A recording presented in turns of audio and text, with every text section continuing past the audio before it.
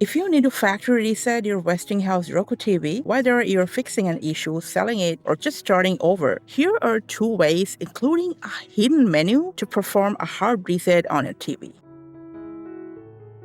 So you know the drill. Before you begin, keep in mind that a factory reset will erase all your data, remove your customized settings, and unlink your Roku account from the TV. So the first way we're going to show you is using the secret remote code. Grab your remote, quickly press home 5 times, fast forward 3 times, and then rewind 2 times. This will open Roku's secret menu. From the right side list, select Factory Reset, and as prompted, enter the code displayed on your screen, and then hit OK. And the factory reset will begin.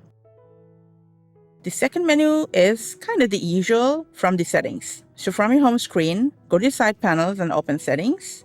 From there to System, select Advanced System Settings, and then choose Factory Reset. Next, select Factory Reset Everything. Like before, enter the code shown on your screen and press OK. The only additional step is this pop-up, select Start Factory Reset. In both cases, your TV will erase all data, and when it boots up completely, the guided setup screen will appear, allowing you to set up your TV as if it were brand new. That's all for today. Thanks for your time.